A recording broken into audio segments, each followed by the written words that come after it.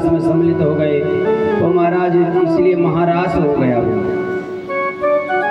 लेकिन रास चल रहा है, अब रास में जो आनंद आया तो भोले बाबा से नहीं रहा गया, असली भेष सामने आ गया महाराज। ओ डमरू निकाल लिए ऊपर करके महाराज, ओ डमरू बजाना चालू किया। अरे बाबा तुम कहाँ रास में।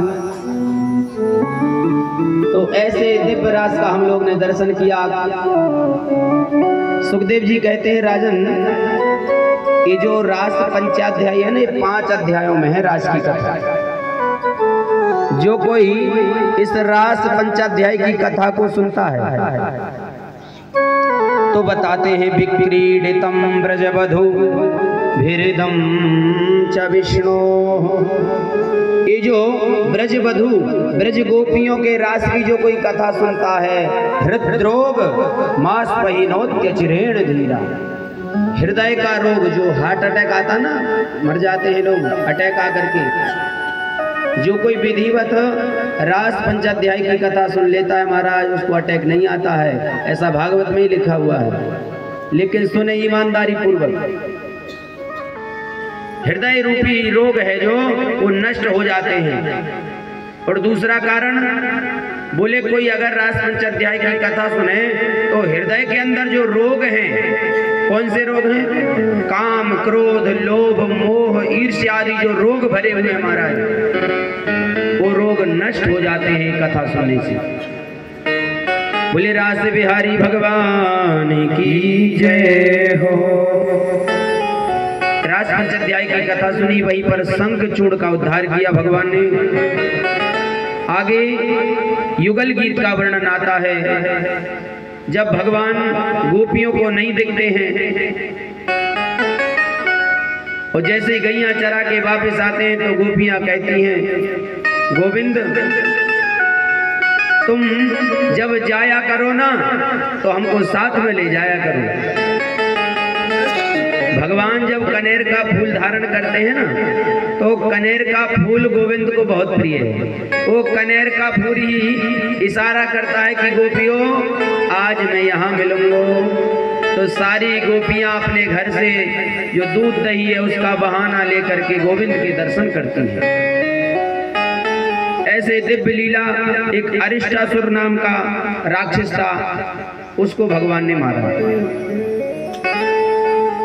ये हम लोग वृंदावन में उस रास में से निकल रहे हैं। अब हम लोग चलते हैं मथुरा के लिए।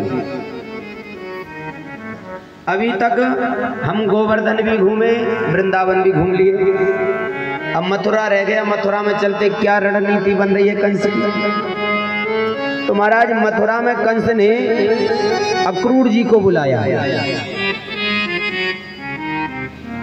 अक्रूर जी को बुलाया और कहा, देखो हमको पता है कृष्ण बलराम कहाँ हैं, तुम जाओ वृंदावन, वो नंद के जो 2 छोरा हैं उनको लेकर के मथुरा आओ।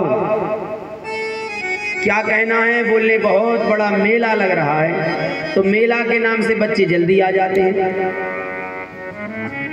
और मेला के बहाने बुला करके उनको मैं मार दूंगा। ये रणनीति कंस बना रहा मथुरा में। अक्रूर जी सोच रहे, देखो तो इस निर्दयी कंस को, अरे छोटे छोटे से बाल कृष्ण हैं, छल करके यहाँ बुला लेगा, उनको मार देगा। फिर भी डर के मारे अक्रूर जी वृंदावन के लिए आ रहे हैं। मन में सोचते जा रहे, वृंदावन और मथुरा का कितना गैप है आपको पता है? कितनी दूरी है? लगभग 12 या 13 किलोमीटर, बस इतनी दूरी है। अब वहां से अक्रूर जी निकले, वृंदावन पहुंचते पहुंचते शाम हो गई महाराज। वहां तो केवल 20-25 मिनट में पहुंच जाते हैं, तो अक्रूर जी को शाम कैसे हो गई? अक्रूर जी का रथ आगे बढ़ ही नहीं रहा है। जैसे ही बढ़े वैसे ही खड़ा करके सोचने लगे, अरे देखो तो मैं कितना भाग्यशाली हूँ।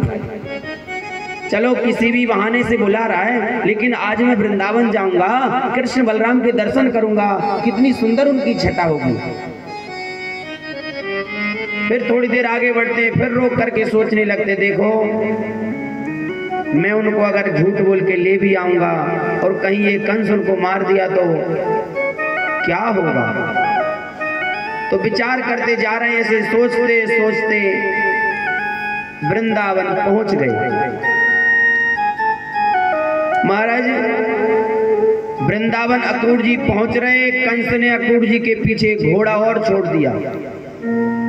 उस घोड़े का क्या नाम था? केसी। वृंदावन गए हैं? केसी घाट नाम सुना है?